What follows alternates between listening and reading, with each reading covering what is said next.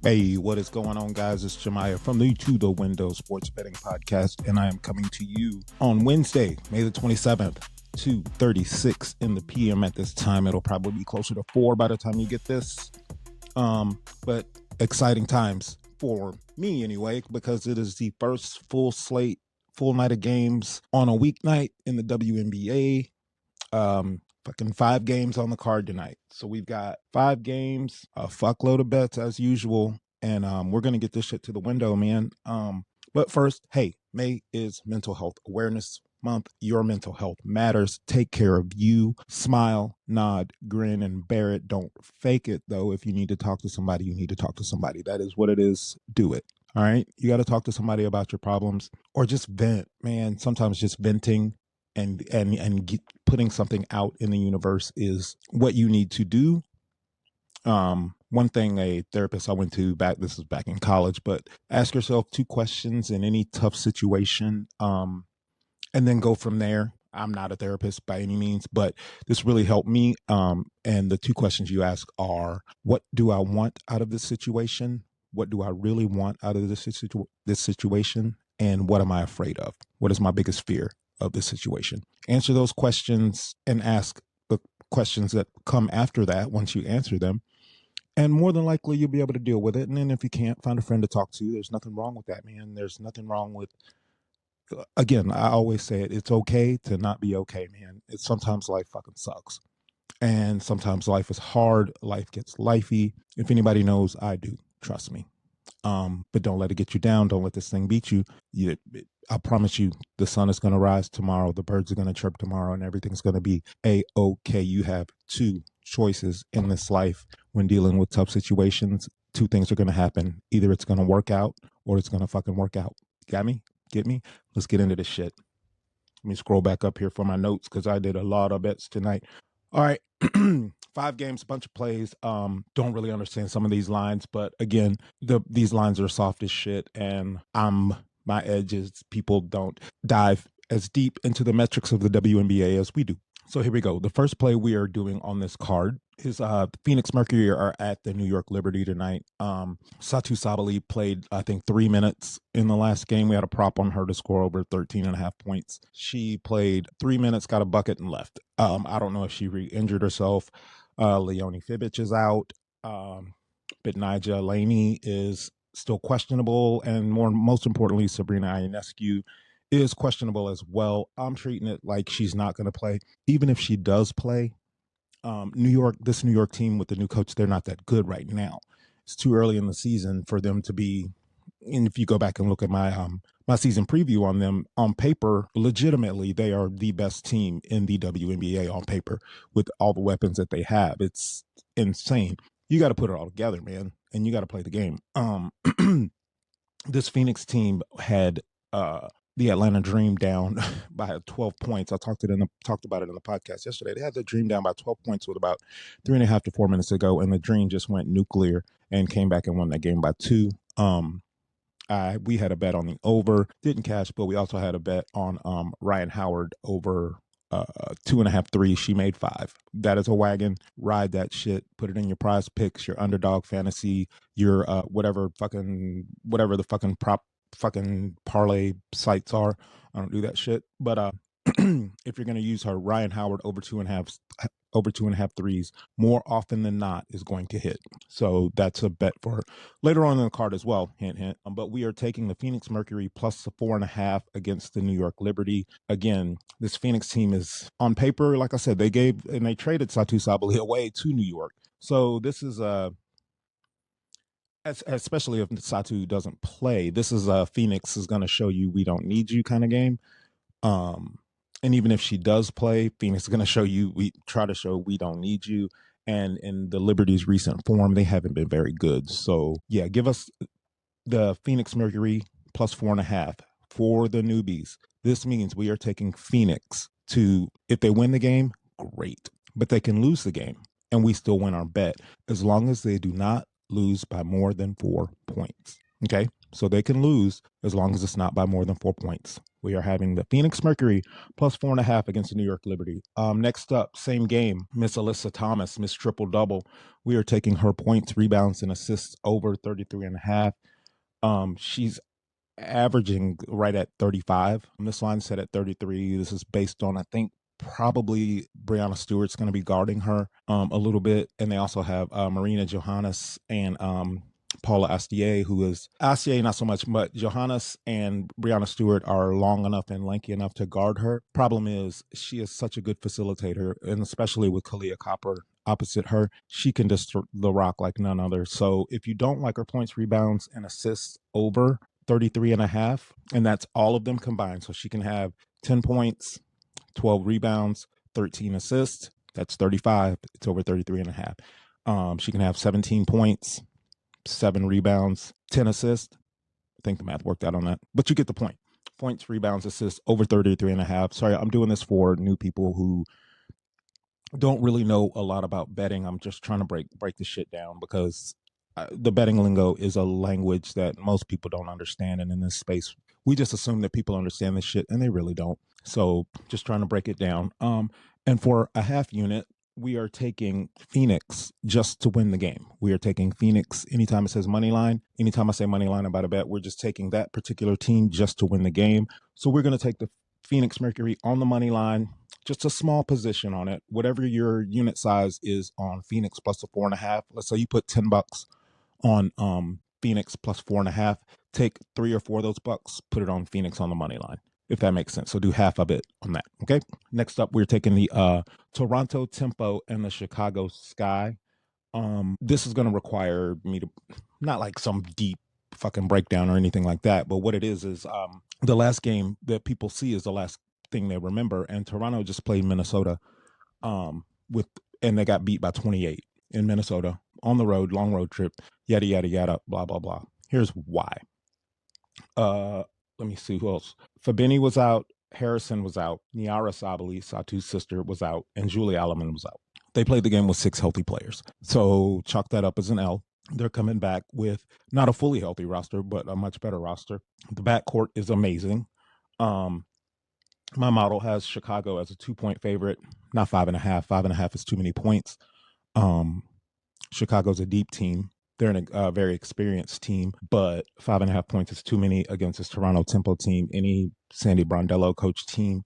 And you're giving me 5.5 with that backcourt with Brittany Sykes, who's playing out of her mind right now, and Marina Mabry, who's literally liable to light you up for 25 at any given moment. You're giving me 5.5 points. I'm going to take that every single time. Chicago's not 5.5 points better than this Toronto team, and I'm willing to pay to find out. So that's worth a unit. Take that to the window. Again, to break it down for you, Toronto, if they win the game, awesome, great, wonderful. But they can lose, and we still win our bet as long as they don't lose by more than 5 points. Get it? Got it? Good. Let's keep it pushing. Next up in the same game, we're going to take the aforementioned Miss Marina Mabry, she's a cutie pie, man. She's a cutie pie. But we're taking Marina Mabry over 17.5 points. And my rationalization for that is this. My numbers don't really agree with taking this, but I like this because Brittany Sykes is going to be guarding Skylar Diggins. Skylar Diggins is going to be guarding Brittany Sykes. They're going to go head to head. That's going to be a great matchup to watch. But what that leaves is on the other side, that leaves Marina Mabry with, I'm not even sure, to be honest, who would be guarding her. I can look it up right now, but I don't feel like it. I don't want to.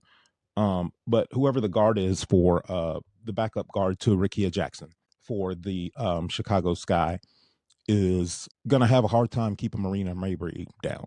And if Julie Alleman is questionable, who's the other guard? Again, remember, Brittany Sykes and Marina Mabry for the Toronto Tempo are the first $1 million backcourt in WNBA history, which is very, very cool. But I just think Skylar Diggins is going to have her hands full guarding Brittany Sykes, who runs that offense. I think Marina is going to go off tonight I think she's good for 20 tonight.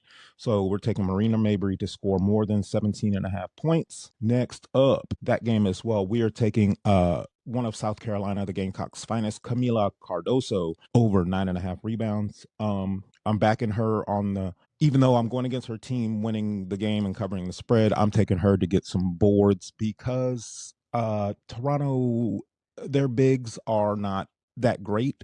They're not terrible. They're figuring it out. The guards have it figured out. The bigs are in the process of working and figuring this thing out. And I just think Cardoso's gonna she's gonna feast down low.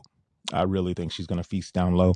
Not enough to impact the game, but we are gonna take Camila Cardoso over 9.5 rebounds against the Toronto tempo. My cat's just meowing at me for no fucking reason. Fucking weirdo. Next up, sorry, as we scroll through, yesterday I said on the podcast, it's almost out of range now. Honestly, I'm not going to tell you to bet it if you didn't get it yesterday when I sent it out or let it out. But we've got the Dream on the money line. So the Atlanta Dream against the Minnesota Lynx, we have them just the Dream just to win the game. So all they got to do is win the game. No point spread, no weird shit. Atlanta Dream, just win. That is it. That is all.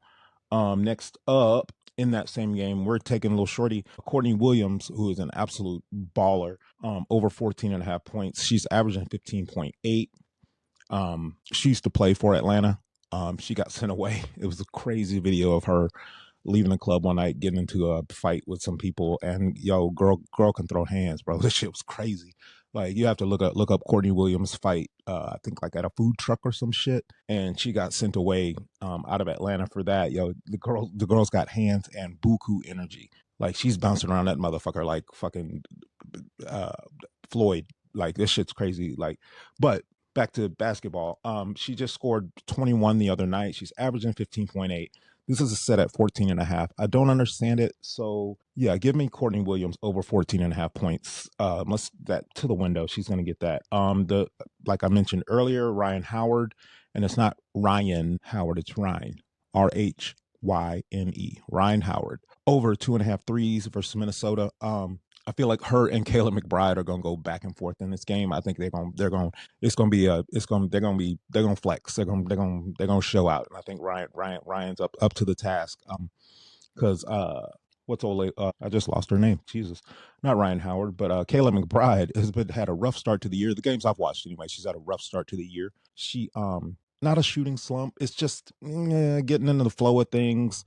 And especially with the rook, Olivia Miles running the point, it's new to her. So they're learning, how to get the ball in the pocket, where to put it, exactly where to shoot. So she's got a down shooting year, but she's at home tonight. So Kayla McBride might be worth a look. Now that I'm sitting here talking about it, I probably should have looked at that as opposed to Ryan Howard, but I'm going to stick to what I got. Ryan Howard over 2.5 threes. It's going to be a bit juicy as far as paying. I got it at minus 120, which means if I say minus 120, you have to bet $12 of your money to bring back $22 to win the $10 plus your $12 back. So it's minus 120. You generally on props, that's about the line you're going to get. You can find some better, but this is the price you pay for props because you can find such an edge with the right research for props. So minus 120, I think is worth it on this one. And the next one is the one I said over the weekend. They're doing it again, and if you find an edge, I'm going to take advantage of it. The Washington Mystics should not be laying points to anyone, anywhere, anytime. This team is way too young. Are they talented? Sure. Sonia Citron is great. Kiki Iriafen, great. Shakira Austin can ball. Lost all three of those props, by the way, that I didn't give out on the show, but I did bet them. Lost all three of them, even though I was on the other side. I went full degen mode while I was in Costa Rica. It was a stupid move on my part. Got to own it. I fucked up. But we're taking Seattle again. I got them plus 3.5. You're giving me more than a bucket against a team that they just beat by 15. Yeah, I've got my model says it's last game Seattle covered by 12. It's the exact same thing. Yeah. The market disagrees by 4.5 points. Like this, yeah. Give me Seattle plus a 3.5. Sprinkle that money line. Sprinkle Seattle just to win the game. Again, if you put, $11 to win 10 on Seattle plus 3.5, take 3, 4, 5 of those dollars, put it on Seattle on the money line. That way, if Seattle covers, you win your $10, but they don't win the game, you lose 5, you still got a profit. Now, if both lose, I apologize. There's nothing I can do about it. These lovely ladies have to put the ball in the hoop. Next up on that last game of the night, actually, is going to be the Connecticut Sun and the Portland Fire. Look, here's the deal. These two expansion teams are good. They're really, really good. Well coached. They drafted well. very international. And some of these girls, if you watch Portland tonight. Shouts out to you, Darrell. I'm sure you're gonna watch it. But watch Portland tonight, man. Some of these girls on here got like tattoos on them, like they're from Russia and shit, from the Kremlin. Like, yo, these ladies are tough. On Portland, man, and they are mean. They took it to New York like it wasn't nothing, bro. Like that shit was wild. They put it on New York aggressively. And I think that the Connecticut Sun might be one of the worst basketball teams I've seen in a long time. Not from an effort standpoint. They have the effort, they've got the heart. They just don't have the skilled players. Like they need to go to like a shooting camp. Like it's rough to watch, man. They are a bad team. As far as scoring goes, we're gonna be riding Connecticut unders all year long. Look, we had them on the under the other night. We lost it because it was a blowout, and we lost it by like 6 or 7 points. And we're doing it again. This is for a half a unit because I think Portland's defense is a little bit better than not Golden State, but maybe it is Golden State, whoever it was the other night. But and Brittany Griner's out.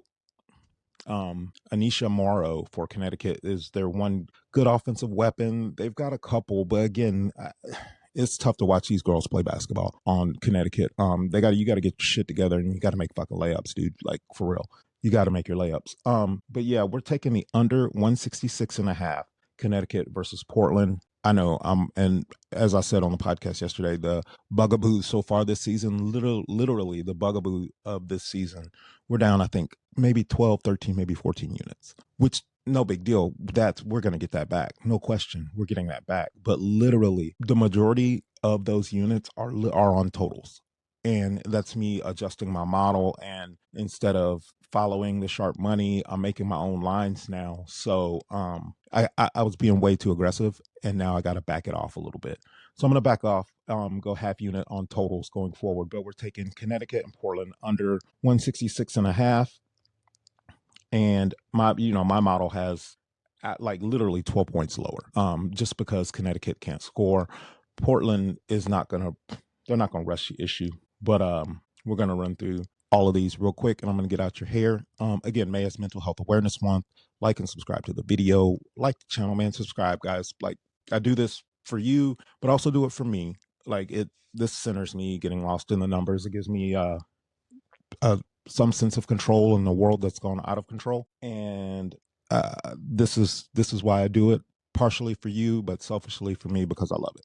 Don't like being on camera by any stretch of the imagination, but this keeps me accountable. It makes me stay sharp. It makes me a better to try to help you become betters. So we are looking at the Phoenix Mercury plus 4.5 against the New York Liberty, which means Phoenix can just win the game, but they can't lose by more than 4.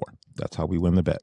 We're taking Alyssa Thomas over 33.5 points, rebounds, and assists combined altogether. Her points, her rebounds, and assists over 33.5. Stick that in your prize picks in your underdog fantasy and smoke it.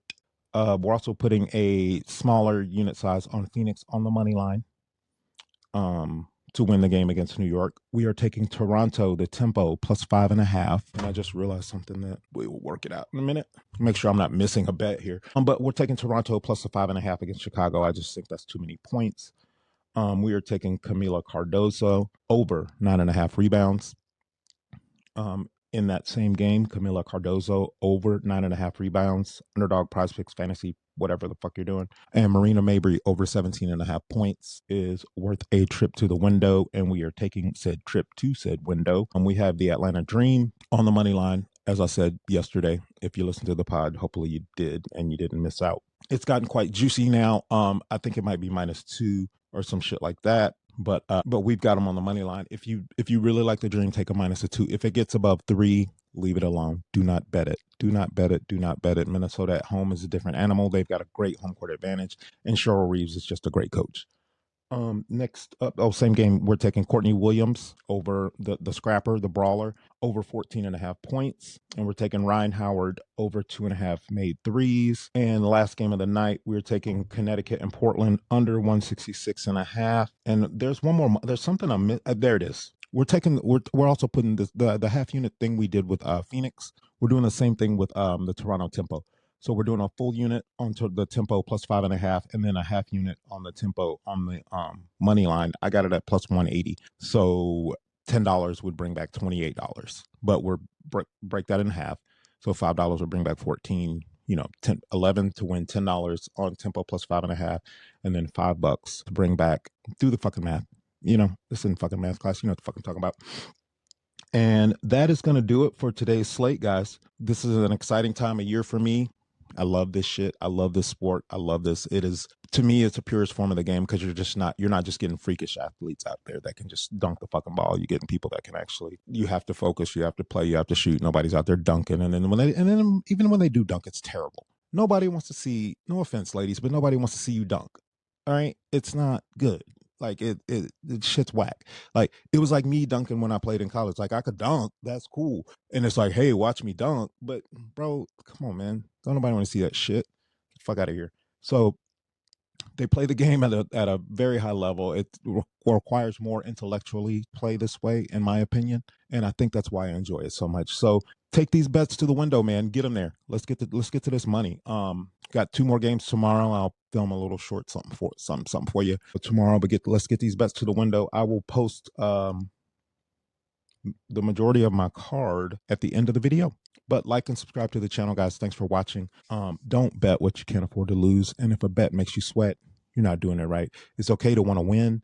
It's okay to hate to lose. But don't let that shit make you go crazy, man.